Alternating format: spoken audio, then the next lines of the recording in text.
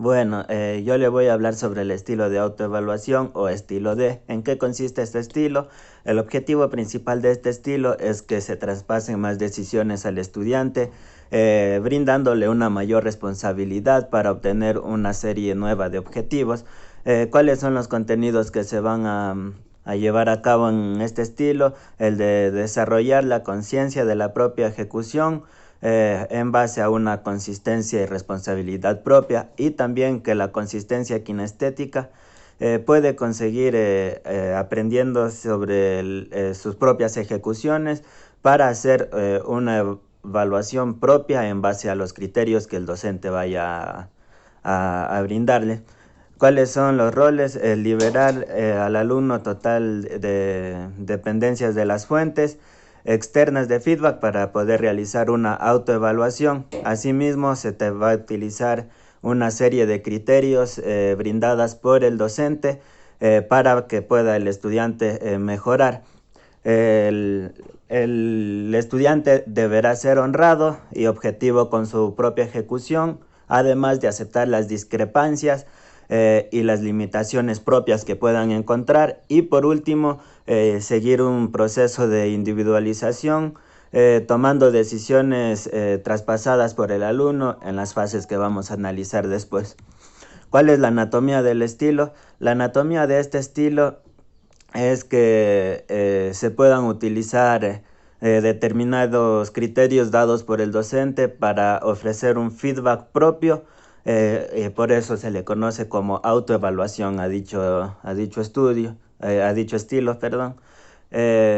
Cada individuo debe ejecutar sus propias tareas para luego tomar una decisión en una fase próxima. Asimismo, debe el estudiante ser quien obtenga más responsabilidades en el estilo, y el profesor va a tener un rol solamente de decisiones en la fase de preimpacto, ya que va a dar la lista de criterios, y la fase de impacto el estudiante ya realiza la tarea para luego dar una autoevaluación sobre la ejecución realizada por él mismo. ¿Cuál es la aplicación del estilo de autoevaluación? Por ejemplo, puede ser brindada en una clase eh, por ejemplo, puede ser dada en una clase donde el docente decida que se va a realizar un, un ejercicio de tiro al blanco, por ejemplo, donde se da una lista de criterios, pero el estudiante es quien realiza la actividad y quien observa si puede realizarlo de manera adecuada o si no en una etapa de autoevaluación, para luego poder pasar a otra actividad o permanecer en la misma para hasta tener una mejora evidente.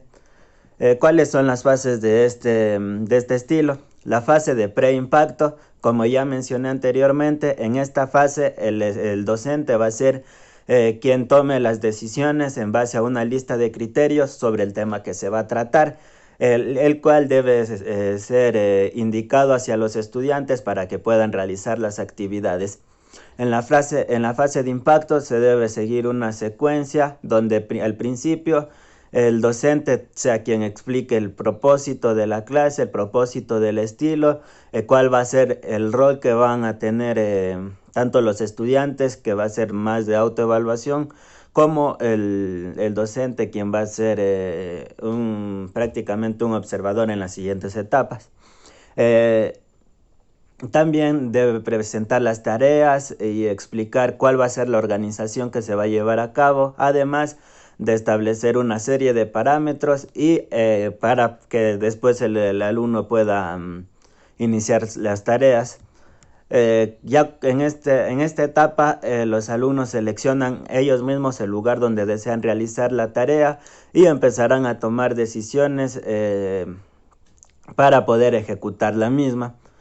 Y por último, en la fase de post-impacto, se va a utilizar la ficha de criterios dada por el docente y En esta etapa, cada alumno debe ejecutar a su propio ritmo la tarea y decidir cuándo va a utilizar la hoja de criterios para realizar un feedback propio o una autoevaluación. El rol del profesor va a consistir meramente en observar la ejecución, en observar cómo utiliza la ficha el estudiante, en comunicar individualmente a cada alumno sus pensamientos o su feedback, y por último ofrecer un feedback general o masivo al final de la sesión en manera de conclusión o comentarios generales acerca de la ejecución.